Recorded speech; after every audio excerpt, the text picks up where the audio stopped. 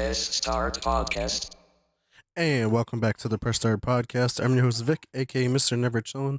This is episode number 141. This week I am welcomed back by Scott, aka Scooby1. What's up, everybody? How are we doing today? And on the other side, we do got Roger, aka Lunatic Oblivion. How's it going, my friend? It's going all right. Going all right. That's good. Sounds like you guys are doing much better than me. I'm dealing with yet another sickness that I just seem to cannot get over it. My man loves Disturbed. He is always down with the sickness. Exactly. It's been pretty brutal here. And we appreciate the follow there, King Joshua. But yeah, man, I was trying to get my health back in order. Just got health insurance. Went to a GI doctor to see if I have any underlying issues. They got to do a test, obviously, in your, to see if you don't have any infections. Come back and I have E. coli, right? So shout out to that. But on top of that, throat was all fucked up again, swollen, white patches, fever, chills, like body aches. It's been pretty miserable the last 24 to 48 hours, to say the least. Yeah, I was this close from canceling today's show, but I was like, I'm tired of canceling shows. I'm just gonna tough it out. It's not a long episode, and I'll let you guys try to do most of the talking over the topics. But nonetheless, that's where I am. You ate that Dole romaine lettuce. Right, something went bad. Yeah, and I was like, man, how the fuck could I get it? I mean, you can get it from anywhere, but you have a higher chance of getting it now since due to changing diapers. You can get it from farm animals, and I was like, well, fuck, we just went to Lake Tobias. So I was like, that's not good. So there's a lot of potentials there, but my man just went into the goat enclosure and just started licking their faces.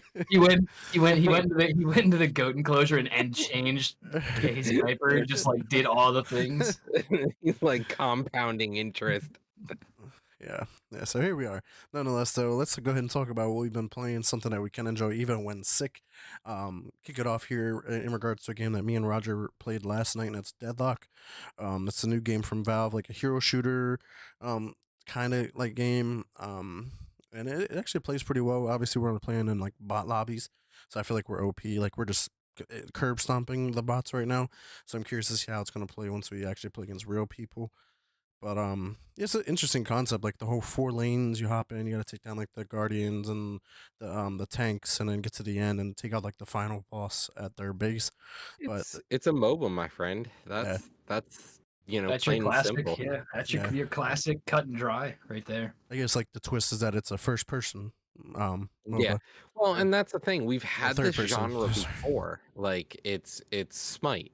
We've seen Smite, and I think we're getting this game sooner than later because Smite announced Smite 2, I guess it was a while back. Yep. And so with Smite 2 on the way, you kind of want to crush their hope and their hype because Smite has always been just not a great game, but let's just crush them even further. Yeah.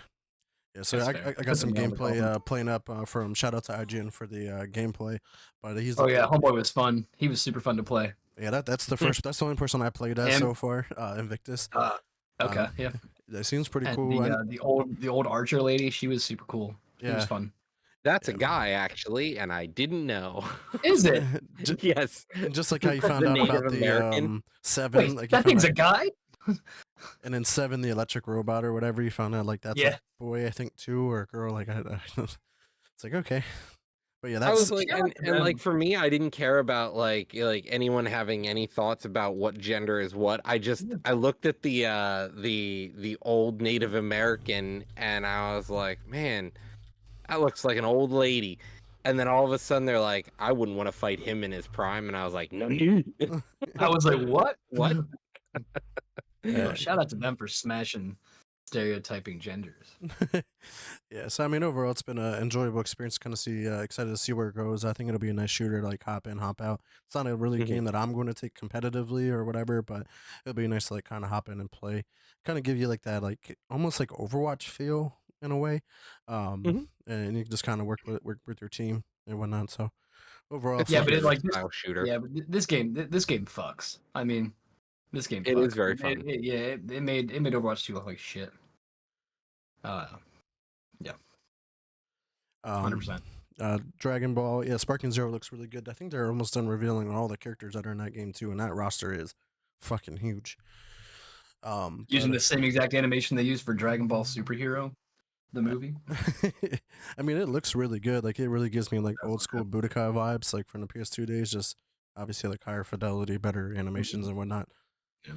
But Roger, I want to Yeah. talk about one of the games that you added to your games beaten list today, and that was Yakuza 6, and that you finally beat that. How many hours did that take to finally complete? 51. Yeah, that's a lot. God damn. Was Yeah, it? my man. Where does this Putting in rank? the grind Where does this rank in the compared to the other ones? is the best Yakuza game I think I've played yet. Okay. The combat honestly felt the most genuine, and like I wasn't ready to throw my controller at a wall. It just was fun. It was straight up fun, and I was a little disheartened by some of the Yakuza games between like I think 3 and 5 was just like, wow, this is bad. And like Kiwami was good because they went back and they fixed it. And Yakuza 0 was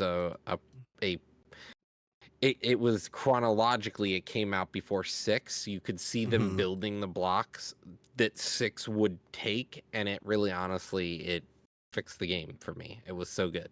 Right.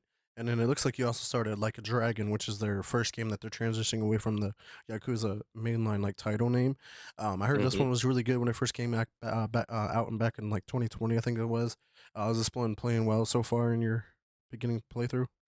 Oh man, it's a game where I started. I'm like, I'm gonna have a problem with this game. It's gonna be really fun for me because like it just I booted it up and the guy's like, it's literally playing a classic JRPG, like the style of gameplay. So it's no longer your just punch 'em beat 'em up game. Now Mm-hmm. it's a JRPG and it's fun.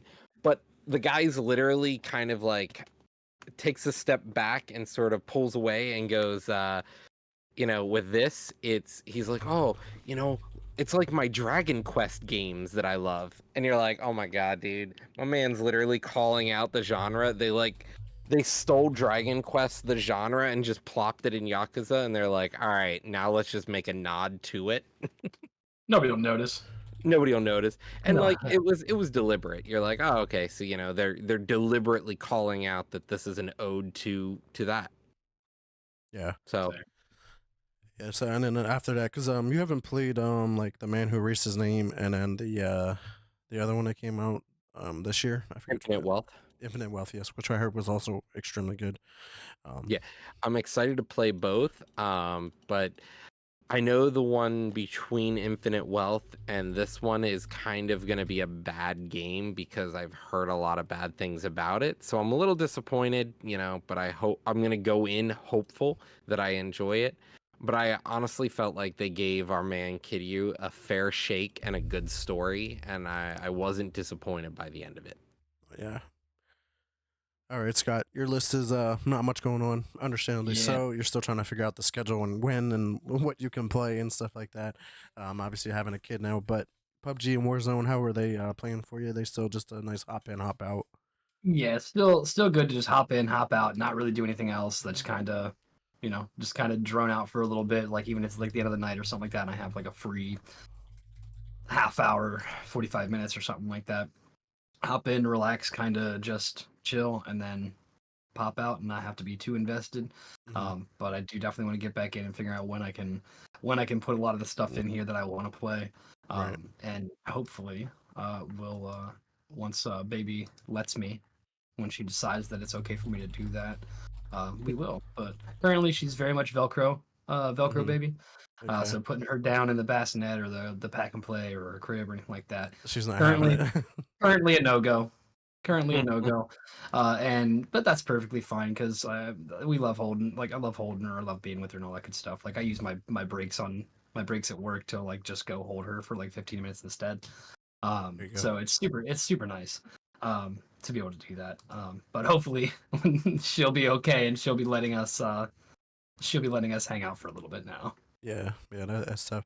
Yeah, my game that I've been playing for like my hop in, hop out has been college football 25 and mainly the ultimate team just to hop in, complete a couple challenges or play a game because they take like 10 minutes or less, and get through them and just get the coins and level up the battle pass because like, or seasonal pass or whatever the fuck it's called in this game. A battle pass. I mean, it has a battle pass, and the thing is, like, I like this in this game in Ultimate Team because it's like it allows me to build my team without having to invest like real money into it because like it's completely free for the entire battle pass. And like each tier it's like, oh, here's an 85 player, here's an 86 player, here's a 90 player. I'm like, well, fuck, I'm building my team much quicker than I would in any other ultimate team that I've ever played in the past. You just gotta grind the challenges and whatnot. And there's like different like daily challenges and weekly challenges to help you boost the XP that you're working towards the battle pass as well. So like, it's a really nice gameplay loop, and I'm really enjoying it. All right, man. Let's talk about a game that I beaten over the last week, and this one kind of a surprise, a little bit of a weird game, but Frog Detective: The Entire Mystery. It's like a 3 hour experience, maybe less. It was definitely less for me. I was following the ultimate achievement guide, so I was trying to get all the achievements in this because I knew how short of a game it was, and I was like, I'm just gonna follow the achievements, the guide to walk me through the game, and I did it. I'll get some gameplay up while I'm talking over it, but definitely one of those super small indie games. It's made by two developers, and you play as the second best detective, known as the frog detective, and the lobster is the first one. And it's like technically there are three individual games in here with the three mysteries, but they all culminate together at the end. And like each one is like longer than the others. Like the first one was like 15 minutes, the other one was like 45 minutes, and then the last one's like an hour and a half long. And then like the twist that happens at the end, you're like, holy shit, like, how the hell did that happen? But yeah, it was on Game Pass, so it just allowed me to like download it, beat it with in like two game sessions. I split it up. I did the first two mysteries in one stream, and then I did the last one by itself. But yeah, overall, quick. I mean, it's nothing to get overly hyped about. It got a 7 out of 10 just because like it didn't do anything bad, but it wasn't like a phenomenal game. It was just like, there's gonna be a lot of sevens. I'm starting to realize, like, even Yeah. following a lot of like other gaming outlets are like, sevens. You're going to see a lot of games in the sevens, but people don't want sevens anymore. That used to be the like where you want games to be. Like you want games to be Yeah. 8 and 9, and then try and find that masterpiece at that 10. The problem is we have too many games right now, and that's the issue. There are too many games being released every day That's that fair. it's just hard to keep up. And that's why we find value in Game Passes, because there are too many games. So now you don't have to spend that $10, $15, $30, $70 on a game when you're like, wow, I have 12 other games I want to play right now. Like, I've had Yakuza 6 on my shelf for over 2-3 years now, and I'm like, this is just like, and I wasn't even ready to play it yet. And I'm like, because there are so many other games all the time. Yeah. Yeah, I definitely hear you. And then back to chat real quick. Yeah, Lollipop Chainsaw. Yeah, remake. It's an older game, so those ones were usually smaller. Yeah, 5.5 hours. That's actually not bad. But yeah, the PS5 Pro is all digital, which we're gonna cover the PS5 Pro in a little bit. PS6, there's a number of rumors, nothing confirmed here or there. So we'll just see how that goes. But yeah, man. Let's see what other games here we got here on the list. There's nothing on mine that I really want to cover. Roger, you want to talk about Atlas Fallen at all, or you kind of want to move We on? talked about it last week. It's a 7. What Yeah. what is It's it a more than a 7? it's a It's a sexy 7. 7. It's a I sexy mean, 7. that's the name of the episode now. It's a 7. It's a That's 7. kind of what it feels like. And the industry's rocking it at a 6. It would make a terrible 8, but it was too good for a 6. So, Yeah. has Outlaws still been treating you relatively decently? Yeah. Or- Outlaws is definitely getting better the more I play it. Like the story gets deeper, the mechanics start to play a little bit better. There's definitely a lot less stealth missions, which is nice. And I know that they put out a big patch to help you with that too. So like triggering the enemies aren't as difficult either. Nice. So It's easy to do. right, they're kind of listening to the community, and they're just like, yeah, we wanna make sure that this game is still like a great game. Like we still want to work towards making this a really great game.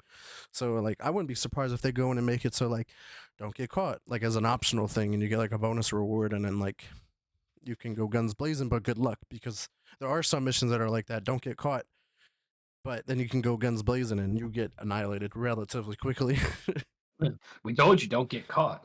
But anyway, I can't wait to hear about your weekly updates for your Stockholm syndrome. This is gonna be great. I'm excited.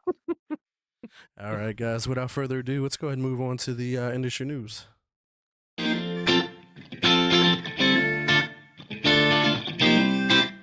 All right, kicking off here, and for some unfortunate news from Xbox, laying off another 650 employees, and this is mostly hitting the Call of Duty Warzone mobile team.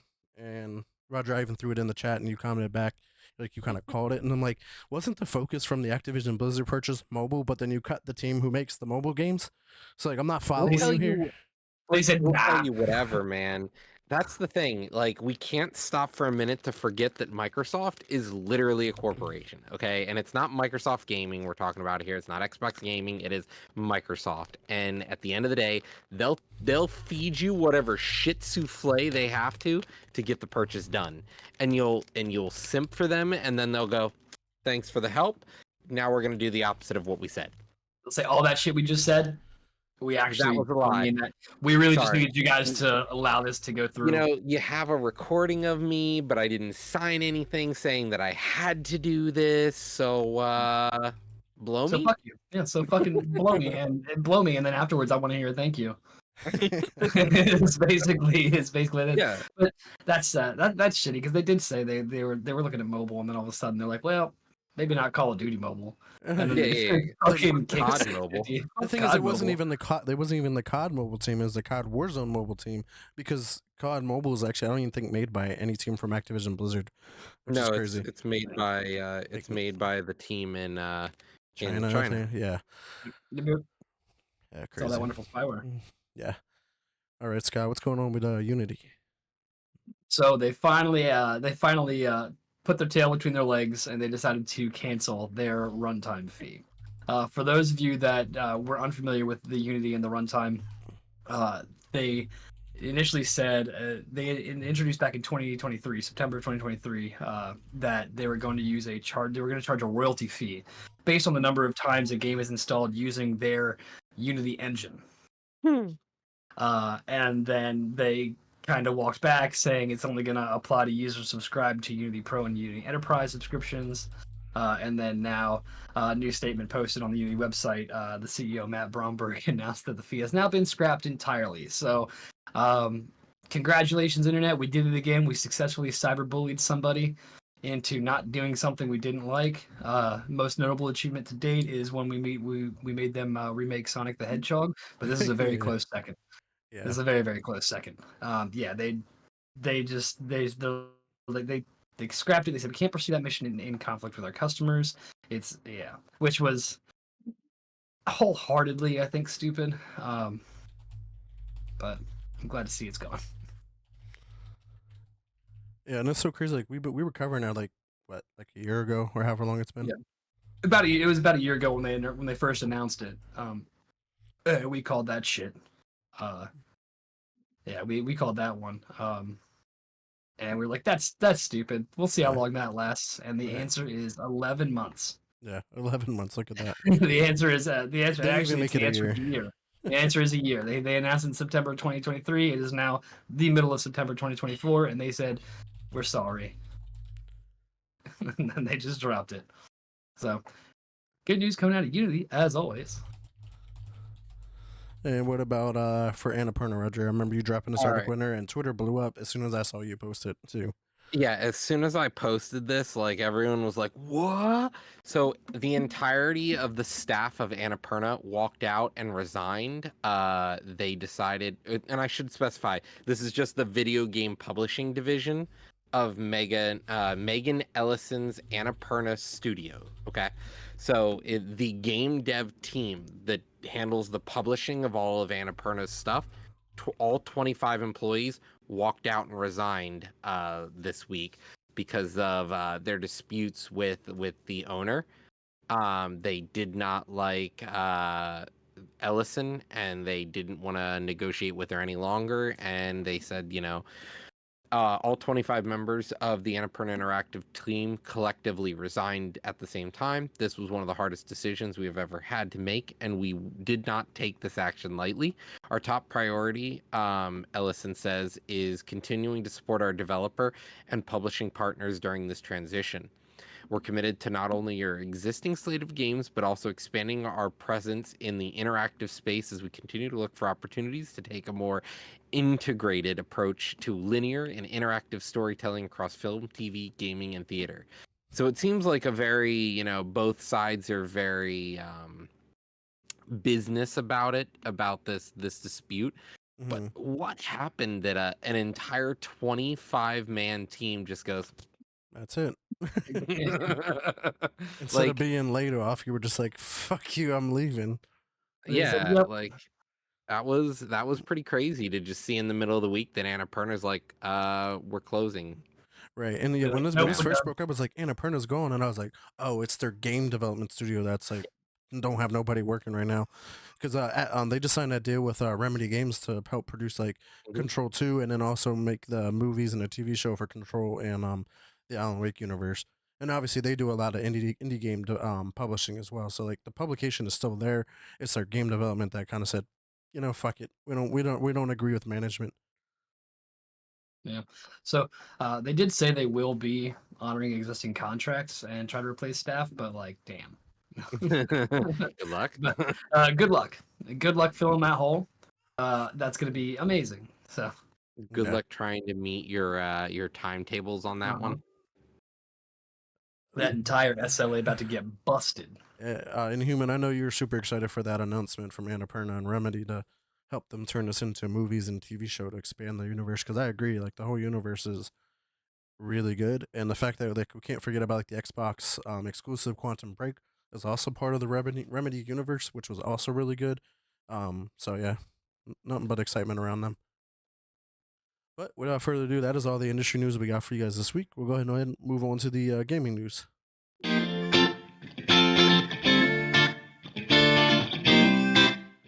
All right, guys, kicking it off here with Xbox. Not much for them, honestly. First off, for games, Minecraft has said they are ditching the yearly summer updates in favor of smaller, more frequent ones, and that actually makes more sense. Like, I think games are struggling with the whole concept of like, hey, let's wait 3 6 year long to put updates out, and then by then you've already lost your player base. And I think like for instance, X Defiant is struggling right now because of that. Like they're releasing like one map per month, and then like new season comes every 3 months, and it's like the content rollout is extremely slow.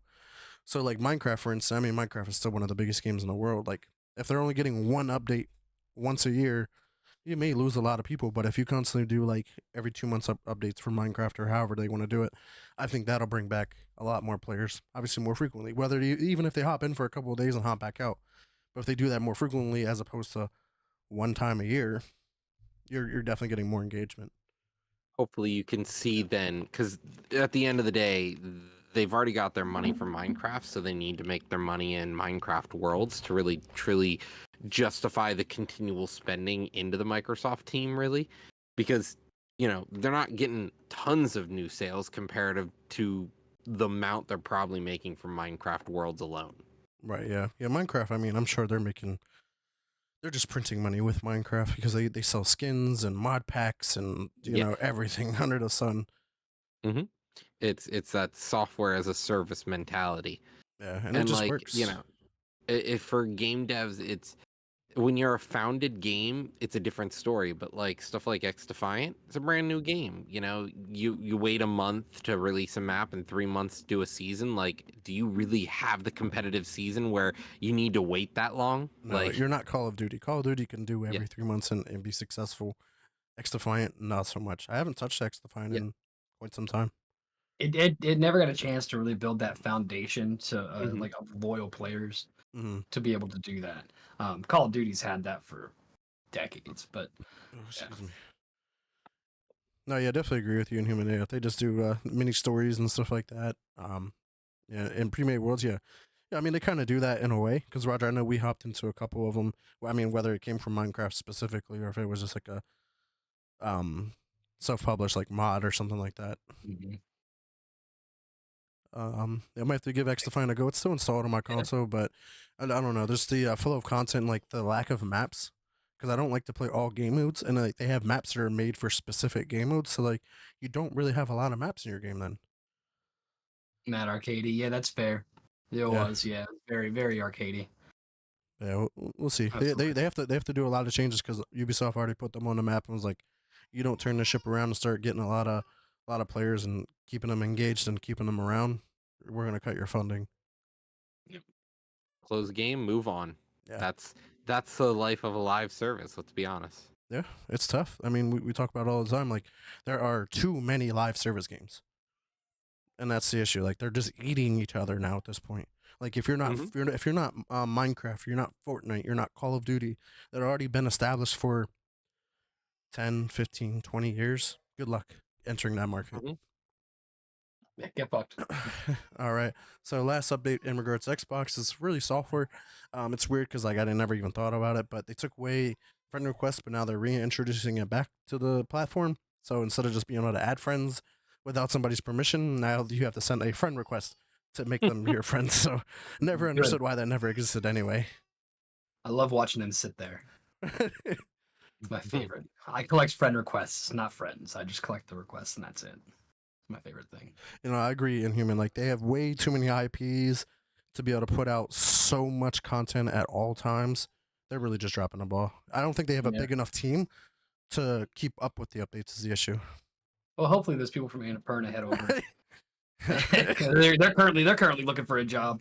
Or all So 650 maybe- of them from the Call of Duty Warzone All mobile team. 650 Warzone mobile team members. Yeah. But that is all the Xbox news I have for you this week, Roger. What is going on in the PlayStation world? It seems to be a bit on fire lately. Yeah, so recent LinkedIn article or LinkedIn post came out by former Bungie CLO, which is the chief legal officer, Don McGowan, praises Sony's decision actually when dealing with Bungie during the Destiny 1, Destiny 2 era, like in that transitionary beginning of Destiny 2 era. We always kind of bash on Sony, but like take for a moment that they actually like maybe did something right for once. It turns out that, kind of Bungie was a little bit directionless during the beginning of Destiny 2, and they kind of were just making a game for themselves, but not a game that people wanted to play. Mhm. But the thing is, they're a studio, but they're not an independent developer. They kind of have to meet certain criteria, and we have to also remember that for some of these studios out there that fail over and over and again, and they're still open somehow. But then we look over at some of these other studios, and they make these great games and then they close just like that. Well, Bungie, for example, they weren't being, held responsible. And it turns out Sony finally stepped in and kind of had to hold their hand and direct them and said, this is what you're going to need to do. You need to actually engage new players. It's not about the players you have now. It's about making sure that you can continue to grow and keep the game running, because the players you have now will eventually quit. Yeah. You need to make sure that you can at least revolving door them. Right. Yeah, they made some pretty crazy decisions with Destiny, especially like excuse me. Vaulting content was insane. So then like Mhm. game content that was available at launch was no longer available to play, and then they would bring it out later. Like that's so dumb. Like why vault content? And then it's like Yeah. I agree here with Inhuman. Like a lot of lore for Destiny were in like little collectibles that you would find around the map, and they were cards, and they would kind of explain like who people were and what happened and stuff like that. And there was like so much lore for Destiny. I mean, we know what can happen with a Bungie game. With look at the Halo universe, even under the Bungie, Mhm. there was so much lore. But that's the issue. There's a lot of mini stories that you could tell that you could put out weekly or monthly or whatever it is, or bi-weekly, to keep people there. You know. Yeah. So Or hopefully that's what they do. and the time gating content or like vaulting content, that's a problem because that discourages new players. Like the fact that Yeah. you're like, I'd like to go back and do maybe this story. Sorry, we locked that for now because we don't want our player base spread out too thin. Yeah, I tried to hop in What? Destiny 2 a few months back just to, see if I can like replay the story, and I was like, this seems very daunting. Like I didn't even know where to begin. There was just too much going on at one time. There was just the menus are A lot of littered. shit. There's just you go into the tower and that shit's littered. I'm like, what happened to Destiny? Like this isn't Destiny 2 that I remember playing at launch. It's And like no. booting up World of Warcraft, but every quest in the map is always available all the time, and some of them are the correct level for you, and most are not. Yeah, that's just absolutely insane. Just loading into chat. loading into Shadow City. And just 600 other people are right there talking to the same vendor. Yeah, no. Your eyeballs are raped by content. That's just no good. But Roger, what's going on with the PlayStation hardware? All right, so next up we've got PS5 controllers are going up by $5. A weird thing to do. You know, they've been pretty stable. Why do we need the $5 price increase? You know, is it truly that much more expensive to get plastic? Like, to justify that $5 extra? But let's talk about the actual issue of the week. The PS5 Pro. What was Who is this this? for? Exactly. That's the subtitle of the PS5 Pro. Who's this for? Who is this for? $700 in USA. Okay, this is a digital only console. It doesn't come with a stand, doesn't come with a disc drive. It is a digital lay it on its side console. Yeah. The American version is one of the cheapest you'll find anywhere. You know, with currency trading, like, it costs more to buy it in pretty much every other country in the world. It's insane. You can't. They didn't upgrade the CPU. It's a 2 terabyte SSD, and Just to for an update on the price to give you numbers, so it's $919.74 in the UK, $887.02 in Europe, and $853.68 in Japan. It's pretty insane. You're fuck nerds. Get a better economy, nerds. Yeah, it's like you see this, you're like, oh man, this is like PlayStation's doing really well, and then you're like, the PS5 is fucking what? How much? Yeah. Oh my god! You mean it's an entire car payment with no upgrade to the CPU at the very least? Yeah, right. and like 2 terabytes. Yeah, cool, it's got a 2 terabyte. Who needs that? Like, and it was really weird because, like, in the entire 9-minute presentation that they had for this, which was, by the way, not long enough, they spent an hour and a half on the PS4 Pro presentation to put it in perspective. They didn't even talk about the 2 terabyte hard drive. Like, you had to look at it like after the fact on the PlayStation website, and they're like, and a lot of, like, say IGN and other outlets, they're like, the 2 terabyte hard drive is why it's not $500 or $600 for the console, because the 2 terabyte SSD is expensive. So like that automatically drives the cost up. Like, this should have been an option. Like, you should be able to choose like 1 terabyte or 2 terabytes. You should have been able to upgrade. You should have been able to pick an upgrade. Right, do what Apple does. Like, you literally get 4 options for the phone or whatever, iPad or tablet. I know probably other companies do it too, but I know it's one I just looked at for the iPad. 512, 1 terabyte, 2 terabyte, whatever you want, and then just goes up incrementally to get what you want. Like, I just don't understand it. Or just fucking sell the shit without a hard drive, because you can buy an SSD for you buy it price. Yeah.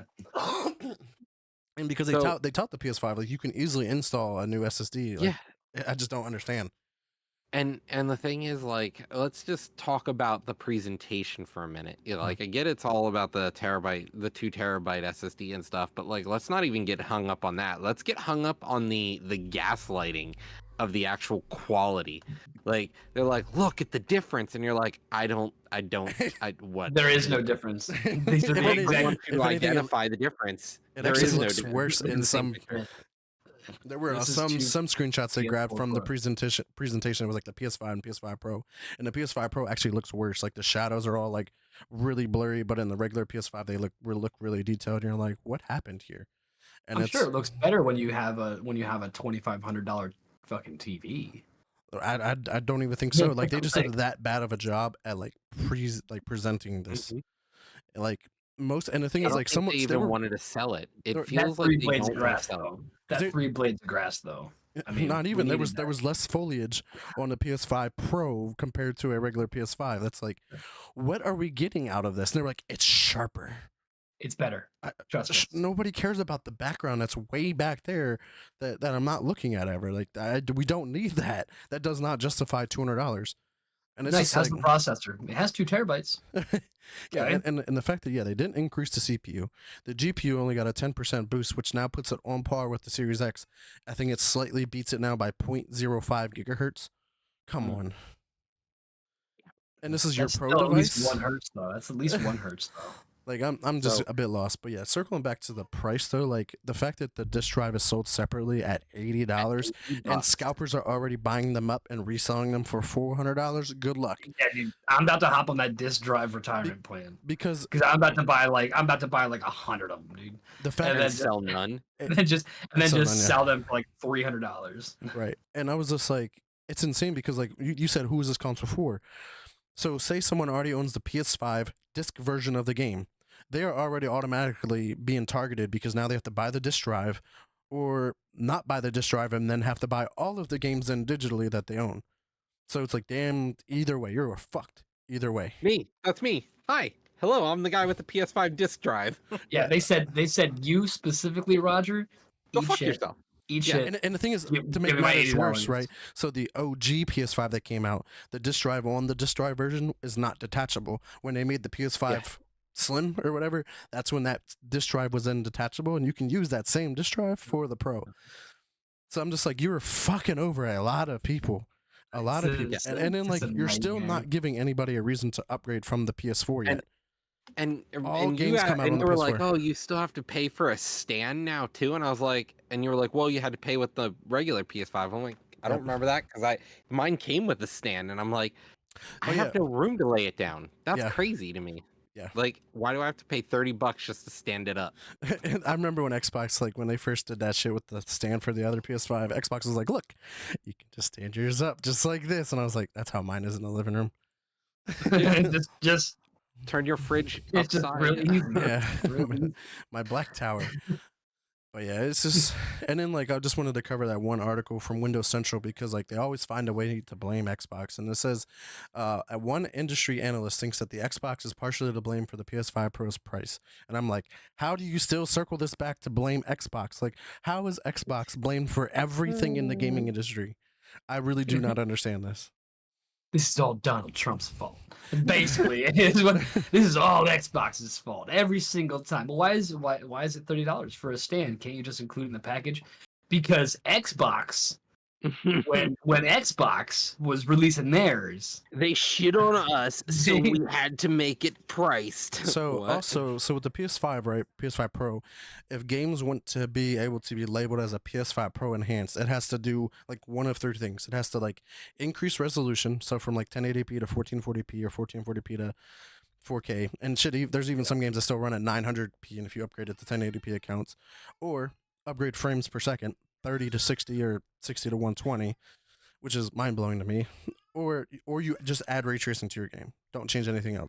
You just have to do one of those three things, and it's Go ahead and put automatically ray labeled as a tracing.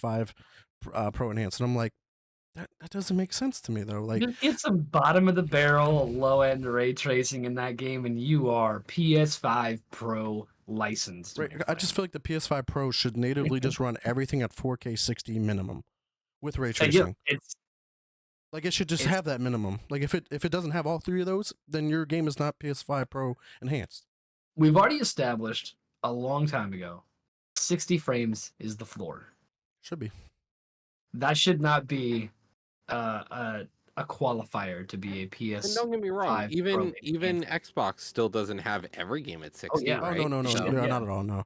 Nope, they Yeah, should. so- But But if they They were to should, come out with an Xbox Series X Pro or whatever they would call it, it better make every game run at 60. Yeah, I'd shit on it just like we are Yeah, now. very Like, much it's so. one of those things. it's absolutely. Like, And it's so How weird are because we- like a lot of games are releasing at 30 frames. Like Redfall was released at 30, Starfield was released at 30, but both of those games can now run at 60. So all Mhm. it needed was a little bit extra cooking time in the oven to then run at 60. Like I'm just not It just- following you. the problem seems like game dev is cutting out game optimization. It used to be a thing, it's no longer. And it's just it's insane. Well, and Alright. even being 120 FPS, like you still will probably not get that based off of just the HDMI. Like if it's HDMI, like if it's like what is it 1.4B or later or like 2.1, but you still Mhm. have to have both ports working off of that same Yeah. Mhm. design. So like if your TV is like a 12-year-old TV and you plug it in HDMI, it doesn't fucking matter if you have You 120 tried, frames per second. Here's your You here's your tried. star. But your TV can't. And now, congrats, you get to spend $1,300 for a new TV just so you're Yeah. Just so I you just want to can circle back to Inhuman's comment about it being a Series S fault. Obviously, the Series S has been a lot to blame, I guess, for game development in a way.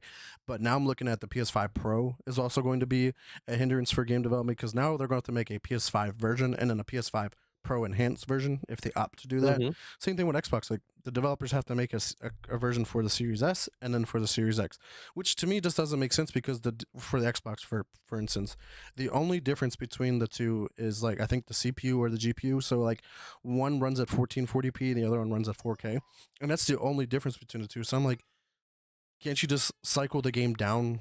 Like just downgrade the resolution and I mean game development is way more complicated than just a flip of a button. I get it, but it's just like the only difference between the consoles is 1440p versus 4K. I don't know why it's making it harder to develop for the Series S for the versus the X. there's a lot. We could probably spend an entire episode just getting into the actual like meat and potatoes of the game development and why just even Mhm. something that's on our end and the user end Mhm. it seems so small, but can really cause some chaos. It's like a butterfly effect at that point. Because if you have to do that, well, now you have to change different dependencies. You have to change it's a mess. Mm. It's a fucking mess. All right, Roger. Let's talk about a game that is a mess. The Last of Us. Ah, dude, was I the one who posted this? Yeah. That got me rolling. Somebody just was walking around in the Last of Us game recently, and they noticed a phone number, and like I'm surprised this didn't get found sooner. Right. But people like to call the phone numbers you find in video games, and somebody called a phone number off of a Last of Us like poster on in the game and ended up in a phone sex hotline, and they were like, what? This Uh, is either the most Yeah. hilarious troll that somebody has ever put into a game, or this is the greatest lie ever told by a husband who's like, "No, I swear to God, I called the number in the game and now it's here. That's why the bill is so high." It was because I called it and then it just immediately made news, and now he's got to live with that for the rest of his life. But that's straight up, that's some GTA type trolling. That's hilarious. And there is an asterisk here. Last of Us remake. Yeah, so like that was just funny to me because it's even recent, and I can't believe that got past QA. Like that is just insane right. that somebody didn't go, "What's this phone number you're using here?" Yeah, because Just type some numbers on my keyboard. there's been plenty of times where like they are Easter eggs. Like you call the phone number, Yeah. and it's like something in game, and they're like it's pretty cool, like tie into the game. But like they clearly didn't test all the phone numbers that were visible in the game. No, they absolutely did not, and I love them for it. It's amazing. It's amazing that it made that. It made that to Alrighty. production. Let's hit on the last thing here we have for games and the last part of Sony for this week, and that is Helldivers 2 is still holding on strong. It's not as packed as it was, but it's still doing well. And its next major update is being released this week. September 19th, you'll get new premium war bonds, chemical weapons, new stratagems, new pull my finger emotes. So just some silly fun things, but like the chemical weapons, the fuck? Yeah, I got the trailer that they released for it. It's still a game that I wanted to give a go, but I feel like I'm just too late into it to play. I Mhm. don't know. It's like this game was very meta. It was that's fair. It is meta, yeah. Like, It was still very fun just to be able to hot drop and then pull out. Like you could still go into it. Yeah. I was just contemplating, like, because obviously I don't have a PS5 and I can get this on PC, but I'm like, I don't know if I want to play it on my 3060 yet. Because, like, it's just not going to look that great. It's about Well, the gameplay. That's the thing. Get At the end of the PS5 day. Pro. Gameplay will always trump graphics See, I'm at different. the end of the day. So, like, if you're playing on console, like, console does a lot of performance versus fidelity modes. And, like, I usually pick the graphic mode over the performance any day. Just because, like, Roger, I mean, you know me for a while now that I'm a looker. Like, I need the game to look really good. Yeah, the ratings for you a lot of times do factor that in as opposed to, gameplay. Yeah, sometimes, yeah. I think I'm doing better with my ratings as of lately. You've They're a been lot a lot more you've been a lot more laid back. I would say laid back. You haven't been as like You get a Just hard, 9, like- and you get a 9, Just and handed you them get a out. 10. my man's like this game had everything. The cinematics were great. The gameplay was excellent. The soundtrack was fantastic. The voiceover was immaculate. So this easily gets a 6.5 from me. Oh shit! I'm glad I'm not that hard with on it. Helldivers though, I have been seeing some stuff that people have been like almost like RPGing like traitors to the democracy. So that's super interesting. If you have a quick 5 minutes, just look and read up on that. That's hilarious. Like the game becomes very like everything in it is just very like intrinsic of itself. It's very like hilarious, and you have people now just doing that and trying to play that role. It's great. I'll have to check it out. I'm sure there's some gameplay on YouTube for that. Oh yeah, All right, Scott, what's going on over in Nintendo? absolutely nothing. Except for we do have some teasing of what could be a return or a new entry for Pokemon Coliseum. So there's been some teasing for that. That's fantastic. That is great news. I mean, who doesn't love that? Pokemon Coliseum was, I think, way ahead of its time. Yeah, this is a when game we- that like Nintendo secretly made behind Niantic's back, and it honestly it was kind of that game where it didn't get as much love from the Nintendo company because they kind of betrayed the Pokemon company. And so for Pokemon Day, it was Pokemon Day, right? Yeah. This week they posted a picture on their Twitter of a GameCube sitting there playing Pokemon Coliseum, and It's a lot. It takes a lot of reading into it. Sight. It takes you really have to read into it. But if you read into it enough, your heart will be happy. yeah, So that's all I can hope for. yeah, that's gonna be. I mean, I hope so. That'll be great. Coming just kind of off the rip for that for more Nintendo news. They do have another life-size Pokemon plush being announced. That is Porygon, which is gonna be great. And Mega Man is joining the free-to-play platform fighter Brawlhalla later this month. And then I have some other stuff, but that'll actually get hit on a different topic later. So Yeah, because I even dropped when we were talking about Pokemon Coliseum. Roger was like, "Oh, it might be getting a new one." I was like, "Or they're just adding it to Nintendo Switch Online." Because they've been doing that. Like Pokemon Stadium 1 and 2 is on there, so it's like it don't. that's fine though. That's fine though. But I don't think they have GameCube games on that service yet, so that could be like one of the first ones they do. Maybe they're just trying to go retro and they're gonna release like the GameCube 2. Everyone loved the GameCube. Nobody hated the GameCube. Yeah, everyone thought the It's Switch 2 was crazy. coming out, and really it's just the GameCube 2. It's just the Switch 2, and it's just the GameCube with like an upgraded handle. It's got like cushions. We're like, yeah, let's go. The Jeez. GameCube with a screen on it, so you can just sit there and play in the car. I'm here for it. All right, Roger, Actually, Nintendo, use that. go Just with a it. GameCube. All GameCube games. Don't even make any new games for it. Just that, and then just have the screen in the front. Yeah, I'm sure it'll work. Bluetooth controllers. Too easy. All right, Roger, what's going on with Steam? All right, so Steam Families has officially launched. It is out of open beta. Quite an interesting feature, honestly. It's quite unique, and it allows for a lot of useful features inside of a family or inside of, I don't know, an apartment with your buddies. But Right. like, give a little bit of insight. Disney and I use it, and it allows for things like, oh, she has a game installed on her computer. Hit install, it transfers from her computer to mine instead of I have to download it from the internet. Oh, she has a copy of I don't know, Warhammer 40K Space Marine 2, and I don't. She's not playing it. I hit the play button. I can play her using her license. You know? This is definitely something that three dudes that share a podcast could probably benefit from. That's Yeah. It's definitely an interesting thing. It allows you to pretty much, Like share if games, somebody more or has less. something, you can just install it on your computer and go. It Right. is, you buy one copy, anyone can play it, but only one person at a time. Every copy you have allows an additional person to play it.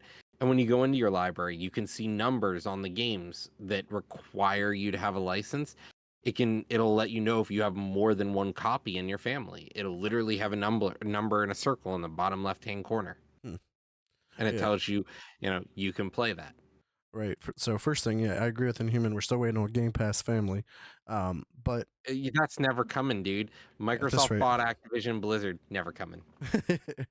but They gotta make that money back. Xbox kind of does the whole family thing with you can game share. Like you just set your Xbox's home on someone else's Mhm. console, so you guys can just like buy games and share games. So, we've been doing that. I did that with quite a few times with friends, like because and both of you guys can play at the same time too.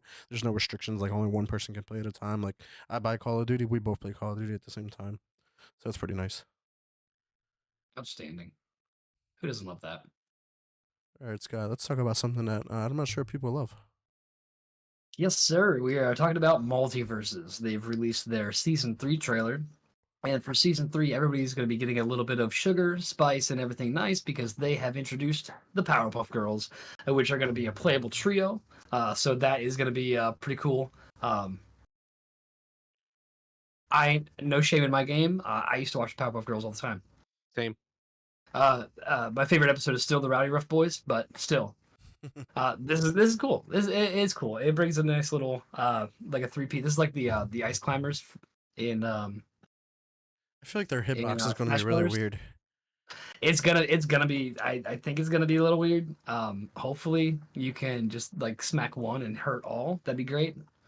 But yeah, I mean, obviously still not gonna play it. But yeah, all three at the same time. And so I said it's more like it's more like the Ice Climbers in Smash Brothers. Like you get like your kind of little dual function there, or the Duck Hunt dog, and the duck like that sort of thing. So I think they're taking a couple cues from Smash Brothers for that, for this whole little season 3 Powerpuff Girls introduction. So, but that's cool. I mean, it was weird to not have them in there in the first place, because they literally fight. That's what they do. That's their job. It's in their job description. I feel like a no-brainer. So, yeah, it felt like a no-brainer, but it probably took some time to work out how they're going to do it and what they want to do with it. But Right. like that'll be cool. Oh, they're hurting my dudes, the Rowdy Rough Boys, man. Nope, absolutely not. All right. Yeah, Moving on to And our then, second to last yeah. topic here. yeah. Moving on from that. I don't want to say it, but I'm gonna say it. Flappy Bird. Flappy Bird is coming back. Somehow, So Flappy Bird yes, returned. somehow Flappy Bird returned. I need Oscar Isaac to just say somehow Flappy Bird returned. So this is going to be spearheaded by the Flappy Bird Foundation, who actually acquired the trademark rights from GameTech Holdings. It is scheduled to be released in 2025. And this is actually where I come across something earlier where I said I have something for later, and that is actually the original creator of Flappy Bird. He actually tweeted today. That's Doug Wen. He publicly distanced himself from that project and the leader, and said he distanced himself from that entire thing.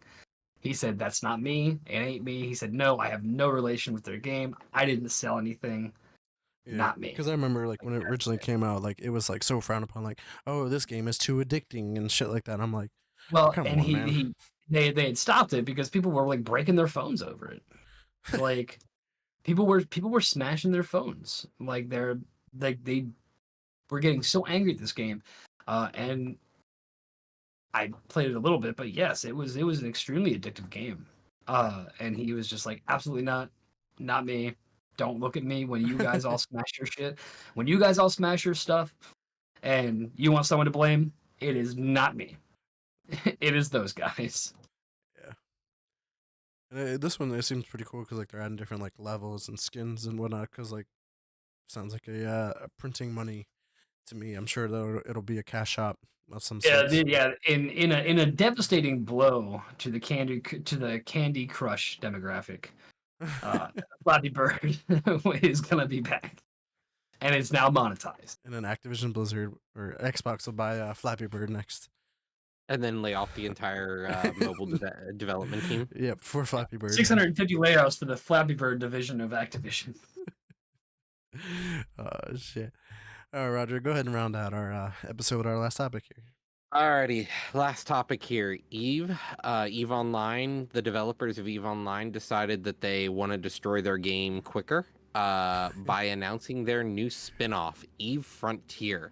It adds controversial blockchain and cryptocurrency elements to the game's foundation. Let's do it. Put it in the casket. Let's go. Yeah, It's done. let's just shoot that thing right at the sun, baby. EVE Online's been around since 2003. Yeah, dude. It is an old game. Yeah. It is super old. You know, that is a game where people remember we talked about it, what is 2 years ago now, where the biggest battle in it might have been even 3 years ago, the biggest battle in EVE Online where players lost a combined total of like millions of USD worth of purchasable items. Didn't we talk about that one in the game? Yeah. In the podcast, we talked about that, Yeah, I do remember that. Like, Yeah. just shit the bed.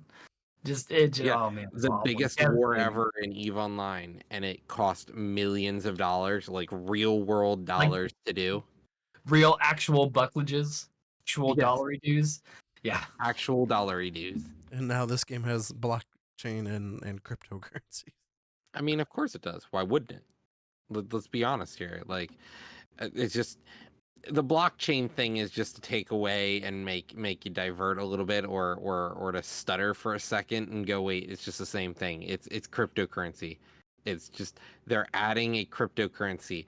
Last time somebody did a cryptocurrency thing, Logan Paul is still suing anyone who says something about it. That's fair. That's fair. This is amazing. You're gonna see your neighbors moving out. Be like, oh, you sell the house? Like, no, No, we lost it to EVE Online. we lost it. What? Fucking EVE Online. And they're just like pulling their couch out. I'm like, fucking EVE Online. Comcast told did unscheduled maintenance during one of my battles, and now I lost my house. Oh my goodness. All right, guys, that is all the news that we got for you this week. Any last comments before we do close out the episode? Nothing Sweet for the the good of the industry group. lit itself on fire, and now let's get some marshmallows and watch. It did. They had to self-immolate to keep us warm for the winter. That's for sure. All right, guys, we do want to shout out everyone who checked us out live today here on Twitch, and anyone who does check us out later on YouTube, Spotify, or Apple Podcasts. But Roger, where can the community find you at? I'll check you guys out here or on Discord. And what about you, Scott? You can find me here or on Discord as well. Or if you guys want to see what I'm up to or get a glimpse of the world's newest Steelers fan, you can always get a hold of me on Instagram at Scobie1. Steelers did win today. Go Steelers. And you can check me out at Twitter at Mr. Never Chillin _. Threads is Mr. Never Chillin. Xbox is X Never Space Chillin. If you want to party, hit me up, or even want to come on the show, slide on my DMs at Facebook at Vic Brubacher. And I do stream over on my Twitch at /Mr. Never Chillin, where I'm currently playing Star Wars Outlaws, and I'm probably going to start Creatures of Ava this week because I do want to get through that game. But without further ado, we do want to end this episode. We want to thank everyone again. And until next week, peace.